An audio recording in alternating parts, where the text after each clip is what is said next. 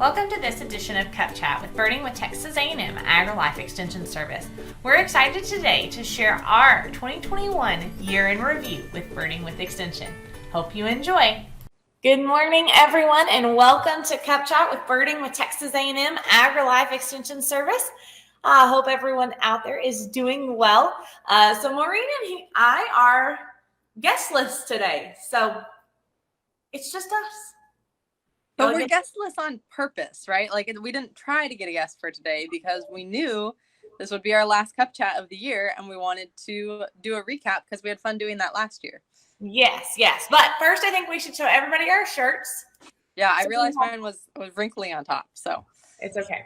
So we have matching shirts today. Mine, it's festive but birdie. So I have flamingos pulling a sleigh. And I have penguins on a sled. On a sled. Which flamingos pulling a sleigh would be, that's like, you know how they'll do those, what animal would win, like an alligator versus a lion or whatever? Like, thinking about flamingos pulling a sleigh, there's some interesting things to think about there, because we're used to reindeer, right? Which are much stronger, but don't actually fly. And flamingos do actually fly. So, like, how many flamingos would it take to pull a sleigh? Like in a showdown versus flamingos versus reindeer, how would that go for pulling a sleigh? I think we have a large issue here. I think my flamingos would be much better at pulling a sleigh because penguins' legs are very short. So to get the speed to take off with the sleigh, I don't see that working well. No, true. I wasn't thinking about my penguins. I was thinking about like comparing it to reindeer. I was thinking traditional sleigh animals versus the sleigh animals on your shirt. I was not going to add in my penguins because it would have to be an underwater sleigh. A submarine sleigh. Ooh. Yeah. A sleigh marine. A sleigh. Submarine sleigh. We're not going to try to fancify that. Nope. We're done with talking about birds pulling Santa's sleighs for sure, except for on our shirts. So anyways, we thank you all for joining this morning. Remember, if you are joining us on Facebook, comment with your name, or not your name because Facebook tells us your name, but where you're joining us from, the county or the state, for those of you who live out of state. So good morning. We're excited to be here recapping 2021. So if you did not see our social media, we did something new for us just the other day. And we did a grackle roost count together, which I do think that Maureen thought it was funner because I was there. Oh, yeah. Yes. But if we're going to talk about this later in 2022, but if you've never done that, oh my goodness, everyone should go watch a grackle roost. That was an interesting little adventure.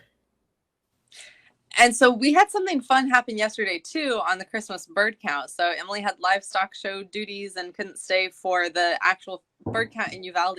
She just helped me with the roost count the night before. But we, not in the section that I was in, but in a different section, a huge, not a roost, but just huge flocks of white-winged dove went over. Like 4,000 white-winged doves. So Emily got to see about almost 10,000 grackles. So it's not quite that many, but that's still just something you don't usually see like that. So that was pretty cool for some of our participants to document. Yes. So. Any really cool things from Christmas bird count? It was slow. I'm curious to hear how Christmas birds counts have been across the nation, across they're done internationally, across everywhere that they're done, because it was very slow. Thankfully, we had some sparrows because last year, for some reason, there were no sparrows, and we had those this year. But overall, it was a gorgeous day, and the birders were so happy to be out birding in gorgeous weather, and we thought the birds would love it too. But the first 2 or 3 hours were pretty busy. It took us almost an hour just to bird the road to the fish hatchery because it was so busy, and then it just kind of turned off, and so that was weird. But there was a spotted towhee, which is just kind of unusual habitat for that being in town. But there wasn't anything super crazy. Like, we had to work hard to get a road runner. We were thrilled at the end of the day when we got a road runner. So it was kind of a weird day, but we had fun and, had some good things that we know are around, like the peregrine falcons that roost on the Uvalde water tower. We found those. My partner Judy Gallagher and I found a red-tailed hawk in town eating a pigeon. So that was super fun to get to see. So it was good, but it was a little slow. I'm sure the pigeon didn't feel like it was a fun thing. No, I don't think the pigeon thought that it was fun. No. And especially, it ended up dropping the pigeon, and we were like, oh no, like the hawk will come back and get it. But then a cat came over and snagged the pigeon and ran with it. So it was exciting. Like that was pretty fun to get to watch. It was a whole day. So let's get back on track. We are recapping 2021 and kind of talking about all that's a recap. We were recapping my day, which happened in 2021. I guess I'm teasing. But continue. Keep us on track. We're moving on from your Christmas bird count. If everyone doesn't know, Maureen is the Christmas bird count compiler for the Uvalde Circle. So if anyone is looking to join a Christmas bird count, I think she's always open for new volunteers. Mm-hmm. You can correct me if I'm wrong, but the fact that you almost made me stay to help kind of made me realize, here's your plug for everyone. Go help Maureen at Uvalde Christmas bird count. She needs it. Normally we're good. It would be not on a Saturday that threw us off. So yeah. Well, but we always welcome new people. So yeah, that's fair. And we love. Okay, so let's kind of go. We'll dive down your Christmas bird count route as our recap to start off. We love Christmas bird counts for new and beginner birders. Yeah. So we think it's a great way to bird with an experienced birder, maybe not at the busiest time of year, but really actively bird and look and evaluate some species. So love Christmas bird count for beginner birders. Now let's talk about something else we did for beginner and new birders that we really loved this year and that was completely new this year. Maureen, can you guess what I'm talking about? I'm thinking we're talking about making the case. Yes. So this year, we went to Texas Master Naturalist Conference and we debuted our Making Our Case for Bird ID presentation. So this was a new thing that we had kind of, I guess I had kind of made it up in on social media and just like randomly. Yeah. And really, as we look at bird identification, we really feel like it's about taking the clues you're given and putting together a suspect list. And so that was super fun for us. And I think we're going to, we will see what 2020 brings, but we may have some interesting ways that y'all can jump on and join us for making the case for bird ID. You want to talk about bird? You want to jump in on the recap? Oh yeah, on about making the case or something else. Whatever. There's no rules this morning. Okay. Well, making the case was fun. Was it really at midnight when we finished it? No, making the case. It's like the behind the scenes of things, right? Like making the case was not fun, but making the case is fun. Yes. And Todd was helpful critique to get us through the end push of making the case. We had some good input, from our aquaculture specialist about making the case for bird ID. So, yeah, that was fun. I'm excited to see where that one goes. I'm excited just as we continue to build that, and I'm excited for as we announce next year what all we're doing and working with our I really don't like that we can't talk about next year right now. Like it's really bothering me. Because we could give hints. Yes. Because I'm ready. I'm ready to talk about next year. Well, I mean, like there's a learn to bird, right? Like, and hopefully everybody kind of expects that because we've been doing that. So yes, there will be a learn to bird and we'll go through making the case when we do learn to bird. Yes. But I also have another crazy idea that I'll have to speak to you later about. Oh, dear. Okay. Yeah. I know you love my crazy ideas. So let's go back to the Texas Master Naturalist Conference. And we're going to jump in like half of a recap plus staying in the same recap. So I do notice that Ty is joining us. So hey, Ty. But we wanted to share that Ty, it was a young birder from the Dallas-Fort Worth area. He came to Rio Diablo Birding Camp. And so when we were at Texas Master Naturalist Conference in the Dallas-Fort Worth area, we were excited to have Ty lead our bird walk.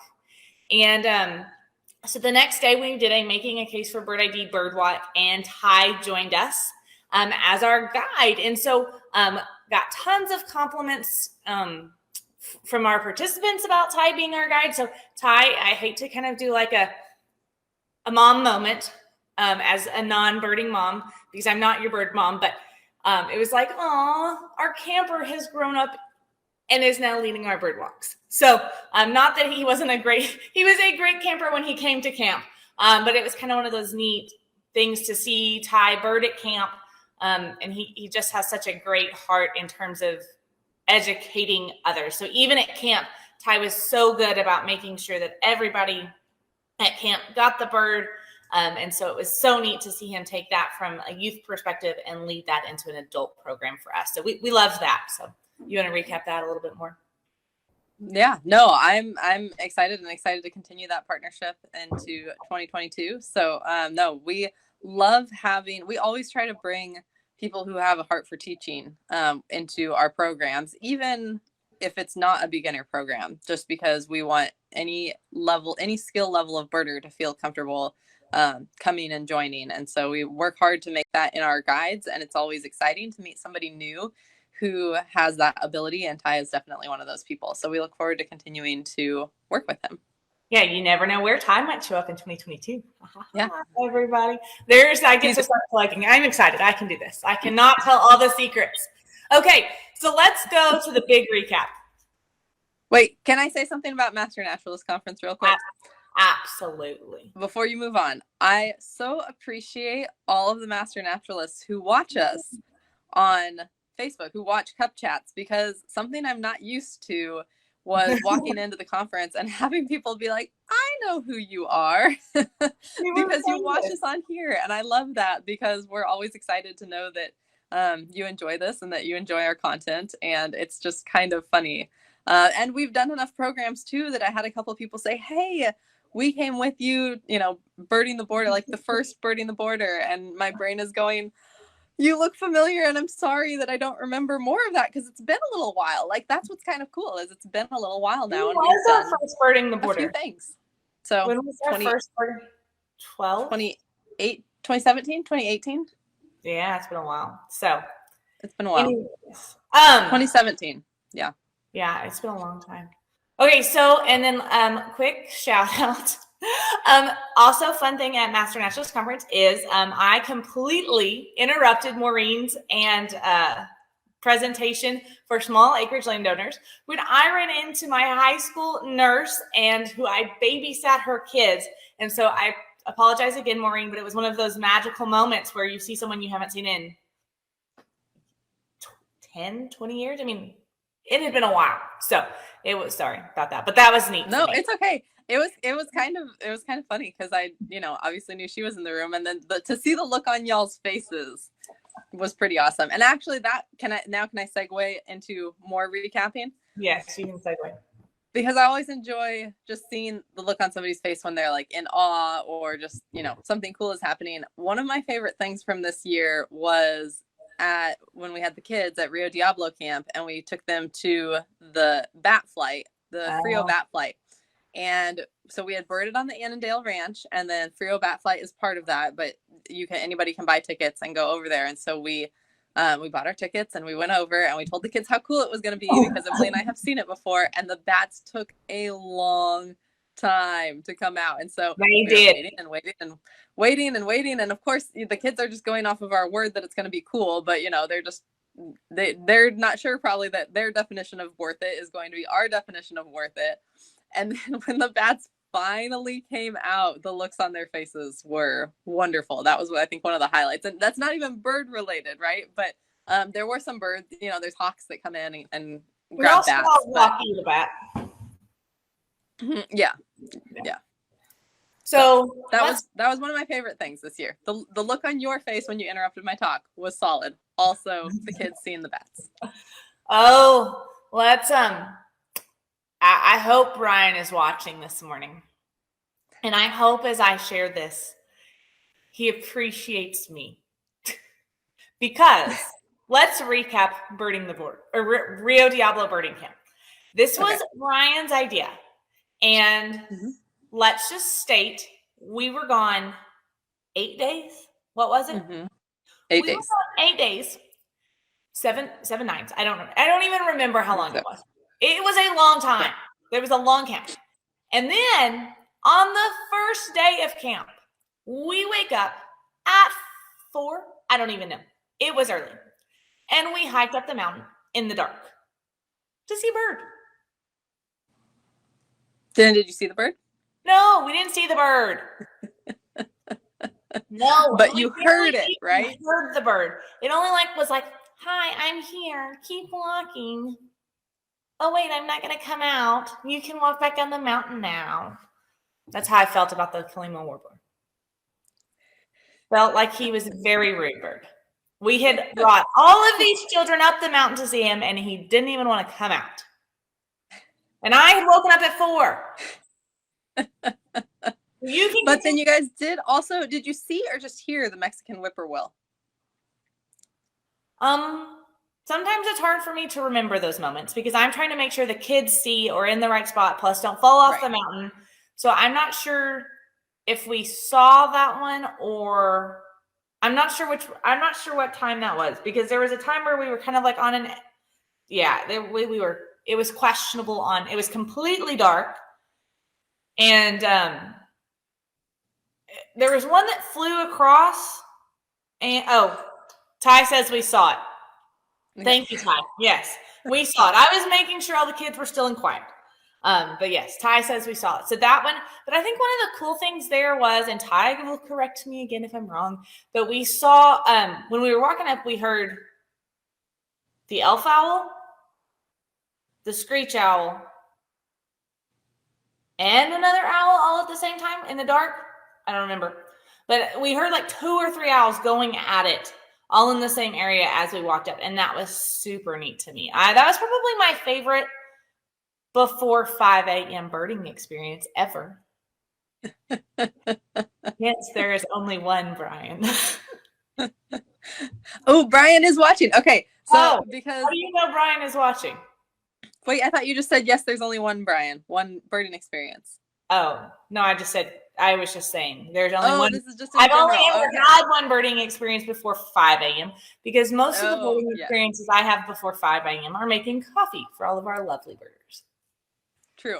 I thought you were saying he was on because I don't want to speak for Brian, but I think if we were to ask him his favorite moment from Rio Diablo camp was when y'all set up mist nets and accidentally caught a nighthawk, right? Then that was the night after the Kalima warbler, right? So it was a solid day. Oh, and that night was cool. So when we were at the Prude Ranch, there was an elf owl in the telephone pole, and we got great looks at that one. So that one was on the list for sure. So I loved that.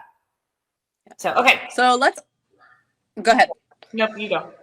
No, I was gonna say let's talk about because Rio Diablo camp was super fun, but Rio Diablo next year is gonna look a little bit different, and so let's talk about things that people can join next year. So like opportunities for art. Well. We can't talk about 2022 yet.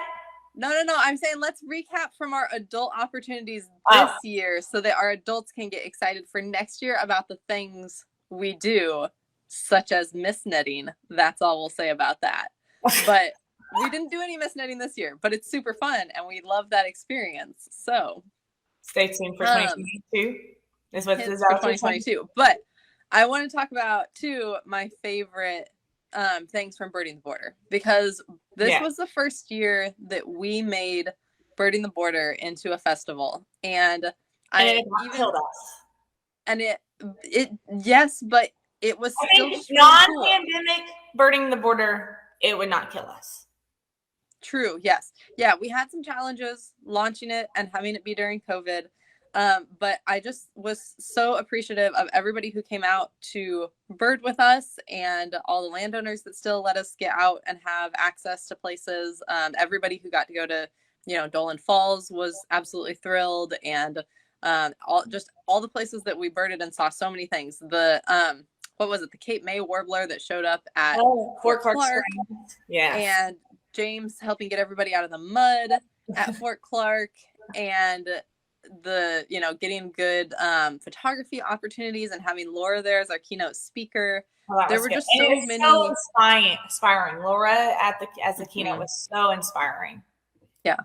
And so that was just kind of as a recap of Birding the Border and how much fun that was. Although my personal favorite moment of the whole thing was normally when all the Birding the Borders we've done before, Emily and I go out with everybody and we're always out on the trips. Oh, yeah. And this year, because it was different, we had to stay back at home base and we were coordinating things, and that was great. But it meant that we didn't go out birding with everybody. So we kind of missed that part of it. And so on the last day, we went over to the duck pond, the Ciénagas, and sat with everybody having lunch. I guess we were the lunch deliverers was how we went over there.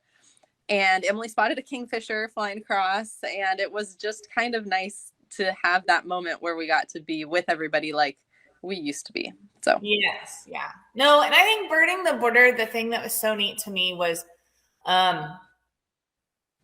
I guess everyone kind of knows that logistically that's where I make sure everyone is fed and is taken care of and goes to where they're supposed to go. And I think that the thing that I loved the most about Birding the Border was just everyone, and some people may have had a bad experience, but they didn't tell me. So it seemed like everyone just had a wonderful experience. And so that made my heart happy because that's our goal. We other than turning off the rain for a day, I mean, other than me being able to do that, I felt like, I think everyone was fed, everyone got to where they were supposed to go. And so I really just enjoyed having the opportunity to provide such a unique experience for everyone and sharing, people that we love, like the Zuberbuehler family.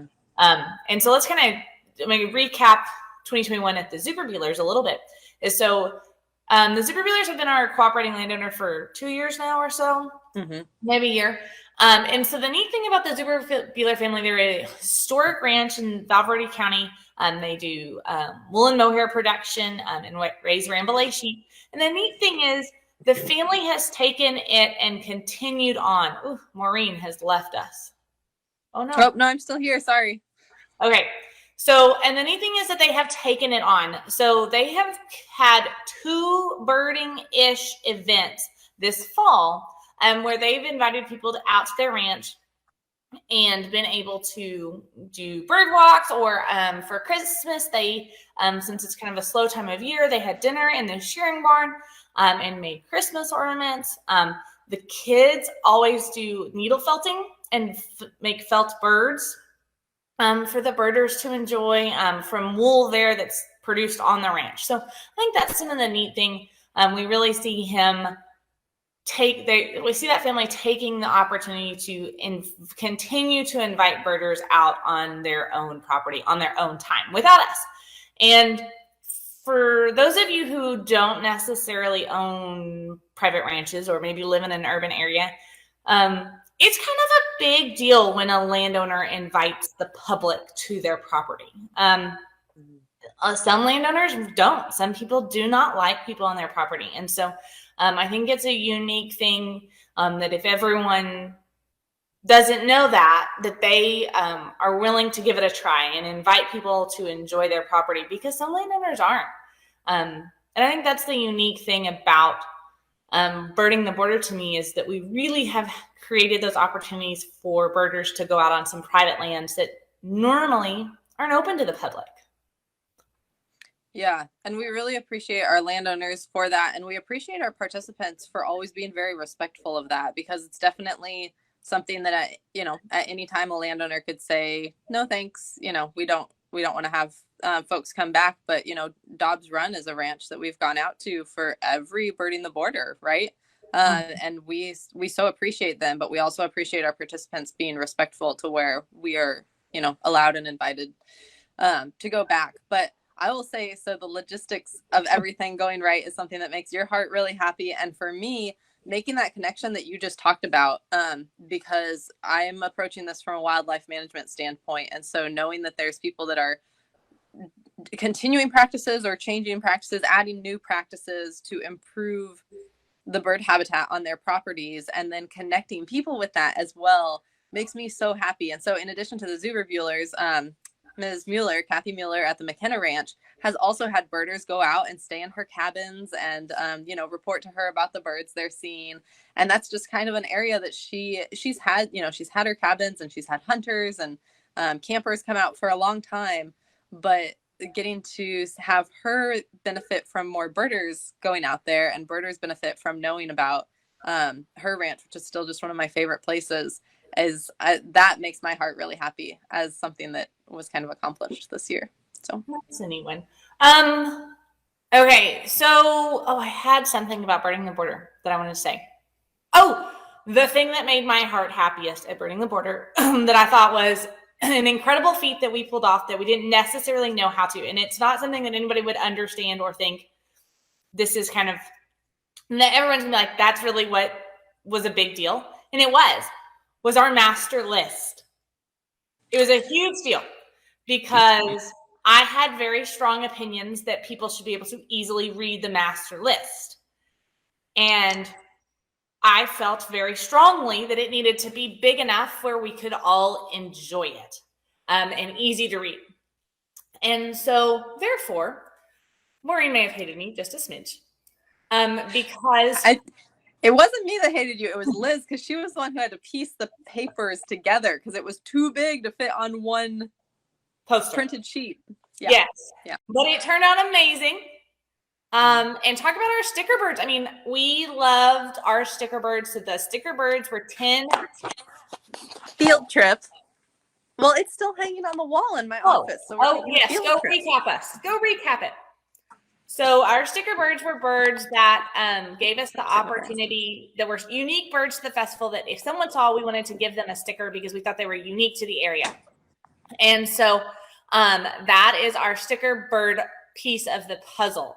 And so obviously... And it's really... Go ahead. Sorry. Here. Most people obviously saw the Vermilion Flycatcher, which... heads up, the next Birding the Border will be our highlight bird. But as most of you know now, we are not having Birding the Border in 2022.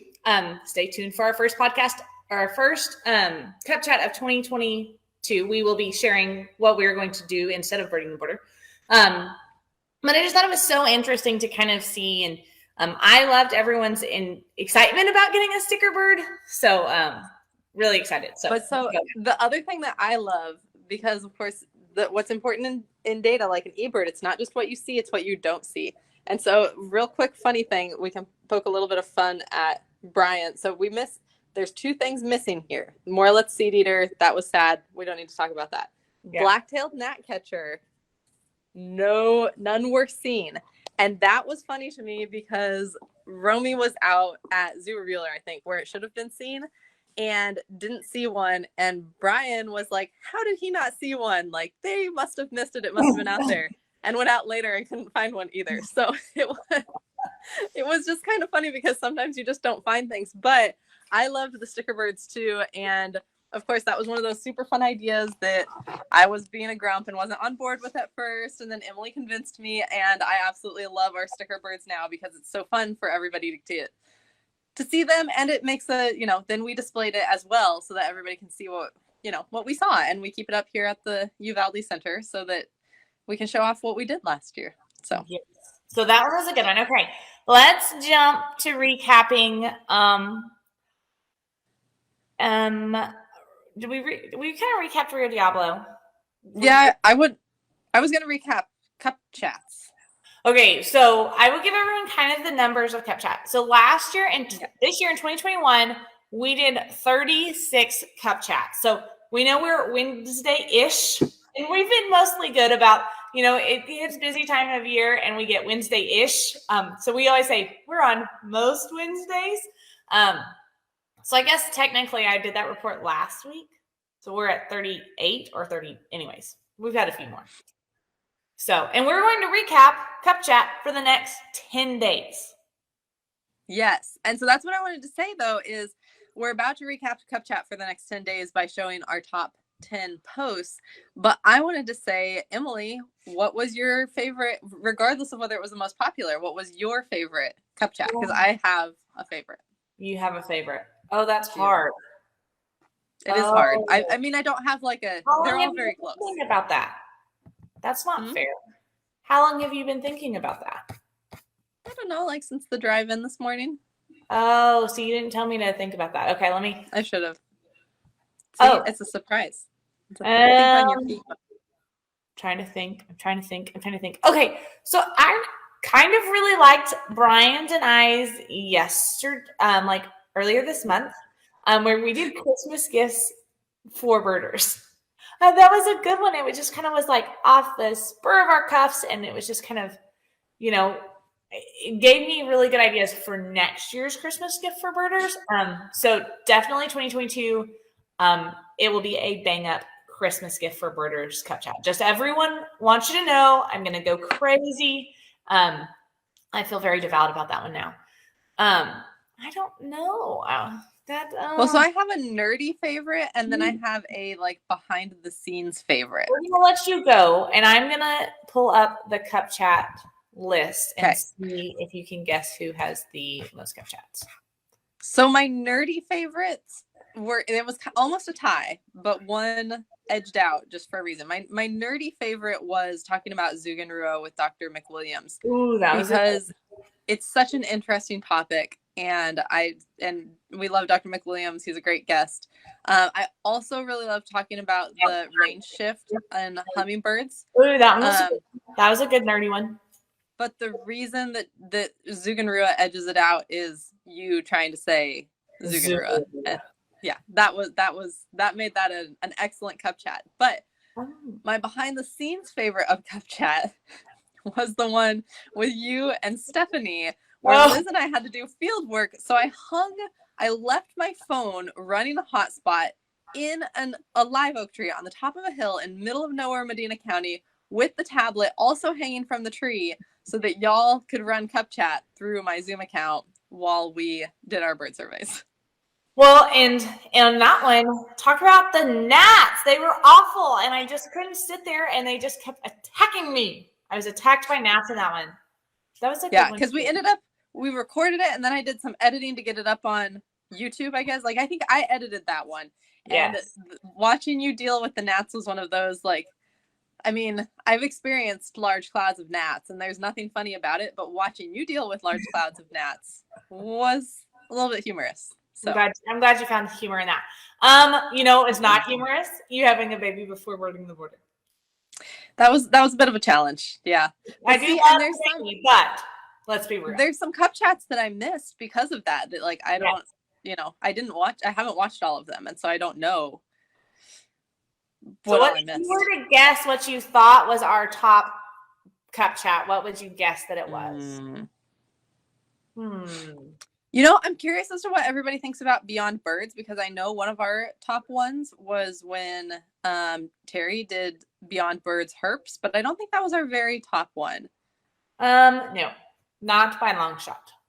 Oh, not by a long shot. Oh. Yeah. I mean, it may make the top 10. And do you want me to let me tell you if it makes the top 10? Hold on just a second. I guess you should wait and find out. But I was going to say, I think you're going to spoil the surprise for the next 10 days. I think we have to wait. Hold on. Let's see. I'm looking. Okay. So it's going to make the top 10. Yes. Oh, is it? Okay. Herps will make the top 10. Yeah, it's pretty interesting what's going to make the top 10. Well, and we should say that we do have our cup chats already starting to get scheduled for January. I think we're all set, and February is mostly set. And so we're planning out our next year, but we're always open to suggestions for topics. So if y'all love the Beyond Birds, let us know. If you don't like Beyond Birds, let us know, because the numbers of who watches them tells us some, but we also don't know necessarily what we're missing. If there's a topic that y'all want to hear about, let us know. Yeah. Well, and let's kind of recap. So we've had a lot of great guests. So thanks for everybody for being a guest who's come out. I was trying to think. I'm trying to look at my deal to see what. Oh, dang it. What else to recap? So we didn't have Learn to Birds this year, and so part of that is a little bit. I guess we recapping 2021, everyone probably knows that I have moved county. So I used to be the A&R agent in Val Verde County, and I am now the 4-H agent in Gillespie County. So my roles and responsibilities have shifted a lot. I was going to say a little, but a lot. Yes, a lot. And so now I am in Gillespie County. So part of Learn to Bird was the Learn to Bird planning process for this year. We were supposed to have 2 locations, one in Richmond at Long Acres Ranch, and one in Val Verde County at McKenna Ranch. And then it ended up moving because of the border issue to Kerrville.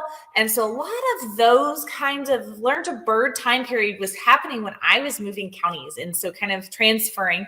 And so that was kind of a hot mess. I mean, I can admit that in 2021, we had a hot mess moment.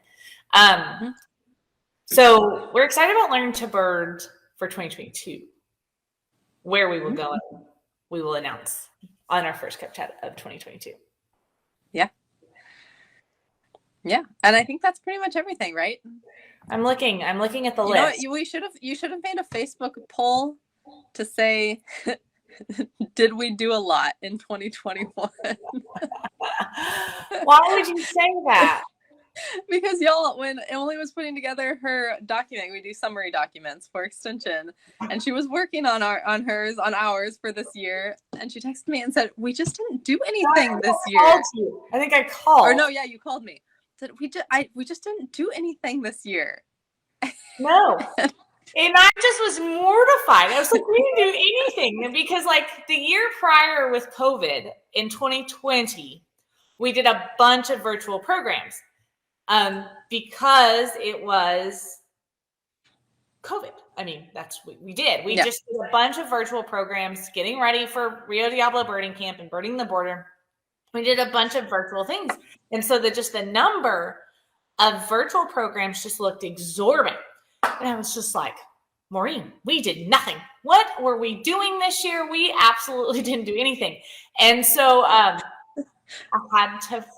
so then as I started typing the summary document, I realized, so we had 2 flycatchers come out this year. And so if you're not subscribed to our Flycatcher, that's our quarterly newsletter that was biannual in 2021. Like we said, we do things most of the time the way we say we do, but sometimes our weekly, biannual, quarterly, those are all subject to change. So this year we're looking forward to Flycatcher quarterly. Birding the Border in 2022, we have a replacement event, and we'll be sharing that on our first Cup Chat of 2022. Rio Diablo birding camp we will be doing in 2022. It will look slightly different, and we'll be sharing that exciting announcement as well. Learn to Bird, we will be telling you where we're going in 2022. I'm trying to think of, is there anything? Oh, making the case for bird ID. I have a crazy idea to tell Maureen about making the case for bird ID, and we'll see how that goes. And then we'll share that next week. And then Cup Chats. So we've got a full slate of Cup Chats coming at you, and we're excited about that. We've got Beyond Birds. We're going to continue with our bird ID. I hope y'all have liked that. We have an exciting announcement about Cup Chats for 2022 too. And gosh, it's just been a great year. Oh, she left. Can you see me now? Yep, I can see you now. Okay, I can't see you, so we're just going at it blind. But okay.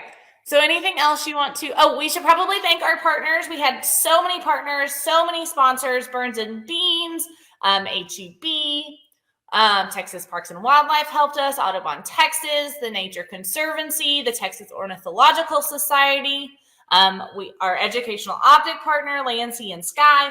So we've had some wonderful partners that have made Birding with Extension great. Vortex donated a scope for our that we raffled off during our seminars for Birding the Border. Yes. And so we really are so thankful for everyone and all that they've done. And we're thankful for all of y'all for joining our Birding with Extension family. We've loved getting to know every one of you and seeing you at all the different things that we get to see right now. It's really fun to see those of you that we've seen in person come through on Cup Chat. And then there's some of you on Cup Chat that we get to see weekly that we can't wait to meet in person. So some of you, I'm calling you out. If you're a Cup Chat watcher who've never come to one of our in-person programs, we sure hope you come in 2022. I think that's my recap I think I'm done recapping. So you want to recap? You have closing statements. Oh, can't hear you. I can't hear you.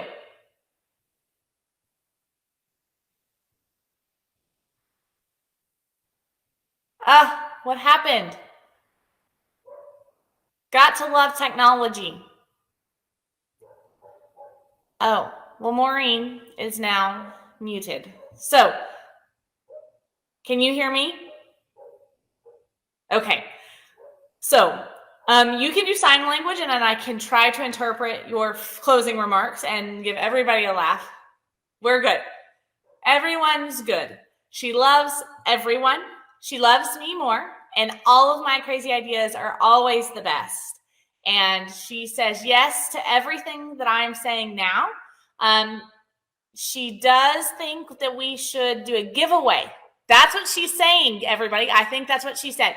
So if you have joined this comment, if you have joined today, the recap of the end of the year 2021, comment and watch, or comment that you've watched, and we will be giving away a prize in 2022.